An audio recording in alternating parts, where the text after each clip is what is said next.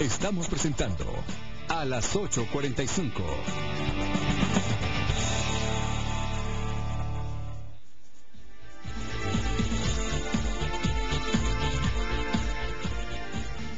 Y regresamos a las 8:45.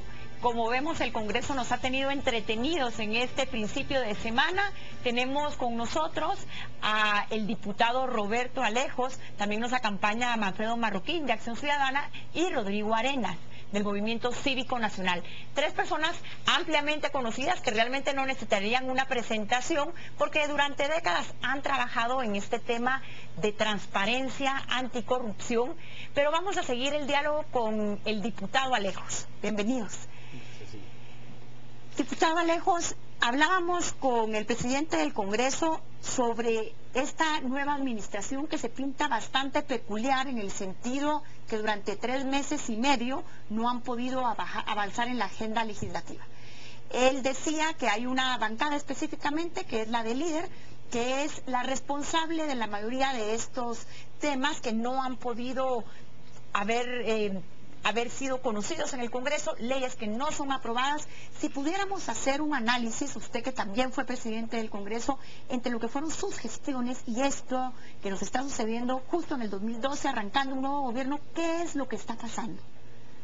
Bueno, antes que nada, buenas noches, qué gusto estar aquí. Entre la legislatura pasada y esta, en cuanto a la integración del Congreso, no hay mucha diferencia a raíz de que ningún partido político tiene mayoría. Yo creo que es un tema al que tendríamos que irnos acostumbrando, porque realmente ha sido muy sano, por un lado, aunque muy costoso por el otro, que ya no existan las aplanadoras, y eso ha sido una gran diferencia. Hoy las leyes se tienen que discutir, se tienen que dialogar, se tienen que negociar, se tienen que llevar a una mesa. En la legislatura pasada hicimos una agenda legislativa. Esta ley de enriquecimiento ilícito que nos llama la atención el día de hoy viene desde hace mucho tiempo en el Congreso, una agenda que consensuamos con los distintos sectores, y realmente lo que tenemos que hacer es darle seguimiento a esa agenda sin importar quién esté presidiendo o quién esté dirigiendo el Congreso en esta legislatura.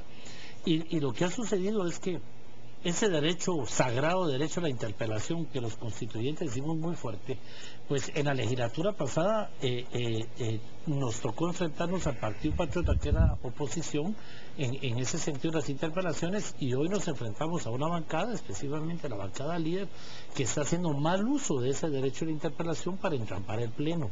De manera que no ha habido un respiro desde febrero a la fecha para poder entrar a discutir las leyes que están en esa agenda legislativa. ¿Y cómo se puede hacer en su experiencia para tener este respiro y que siga avanzando esa agenda legislativa tan urgente? Bueno, aquí tenemos que hacer un llamado, como ya lo hicieron ustedes en el segmento anterior, un llamado a todas las bancadas, especialmente a la bancada líder, al señor presidente del Congreso que acaba de estar en ese programa, para que realmente nos sentemos realmente dirigidos por el presidente del Congreso a un verdadero diálogo para tratar de encontrar una agenda legislativa. ¿Y es realista y posible, Roberto, tener este diálogo cuando hemos visto una bancada tan reaccionaria? Yo me atrevería a decir que la bancada líder no va a aceptar el diálogo, nos va a estar entrampando el Congreso, porque es su forma de hacer presencia en los medios de comunicación, es su forma de llamar la atención y de robarse la salida, digámoslo así, en una campaña electoral.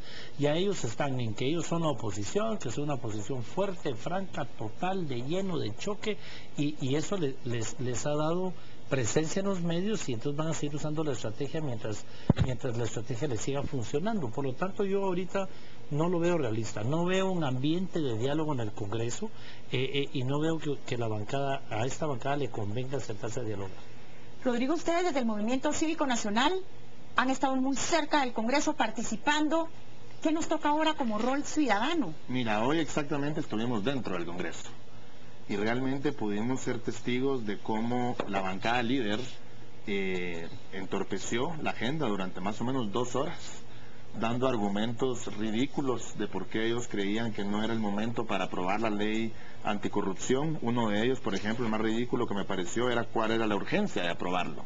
Como que si no tuviéramos urgencia los ciudadanos de que una ley con ese tipo de herramientas sea aprobada. Entonces, y de ahí vimos, yo estaba viendo, es más, tomé video de cómo ellos estaban reunidos platicando, suena el timbre para la votación de la agenda, y no votan. Al no votar sale que su voto es en contra. Una vez se termina la votación, prenden los megáfonos, dicen que no les dieron tiempo, se levantan y se van. Entonces, realmente lo que vemos tristemente es una clase política que hoy por hoy tiene mucho poder y que lo está ejerciendo, y que la interpelación es su herramienta número uno, y que como ciudadanos tenemos que velar porque eso no suceda. Estos señores tienen que saber que el abusar de las herramientas que la Constitución les da para hacer su trabajo, para realmente solo entorpecer la gobernabilidad del país y hacerle daño al país, nosotros como ciudadanos lo vamos a castigar en el voto. Entonces, yo sí creo que debemos de mover algo ahí. O sea, el tema de los medios me preocupa. Por lo menos los medios, hacer una presión mediática. por lo menos que se conozca que realmente los medios, tanto los televisivos como los escritos y todos los medios de comunicación, digan realmente lo que está pasando, porque Alfredo, es un abuso absoluto. Tú que has trabajado muy de cerca con todo el tema anticorrupción, Rodrigo hablaba que algunos diputados del partido líder preguntaban cuál es la urgencia de esta ley. ¿Cuál es la urgencia de esta ley realmente?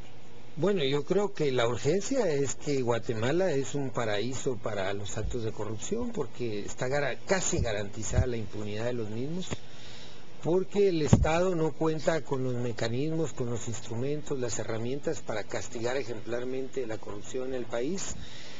Por eso decimos que Guatemala se ha vuelto un paraíso para los actos de corrupción. Esta ley pues simplemente nos va a poner, digamos, al día, nos va a poner en el nivel en que están otros países para combatir la corrupción. ¿Qué aspectos contempla esta ley? Bueno, en primer lugar, nos actualiza en el sentido que hay muchos delitos de corrupción que no están ni siquiera tipificados en nuestro Código Penal. Por ejemplo, el testaferrato, por ejemplo, el conflicto de interés, por ejemplo, el tráfico de influencia. Incumplimiento de deberes. Incumplimiento de deberes, la falsedad en la presentación de las declaraciones patrimoniales de los funcionarios. Es decir, y tiene otras adiciones que a nosotros nos parece muy buenas, que es que también modifica otras leyes como la de la extinción de dominio, para que los bienes obtenidos por medio de corrupción también puedan ser objeto de confiscación. Diputado Alejos, usted es una de las personas que estuvo trabajando en esta ley, que tiene más de 8 años de estar entrampada en el Congreso.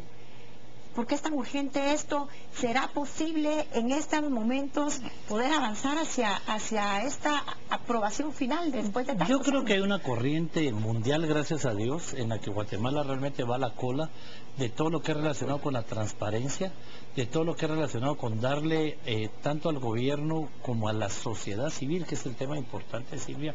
Los presidentes de congresos de todo el mundo hace 2 años firmamos un convenio mundial de legislar a favor de que sea la sociedad civil la que fiscalice al Estado, no el Estado fiscalizándose a sí mismo. Y eso es lo importante de este tipo de leyes, como el tema de acceso a la información pública, la ley de comisiones de postulación, y ese es el tipo de leyes que tenemos que aprobar.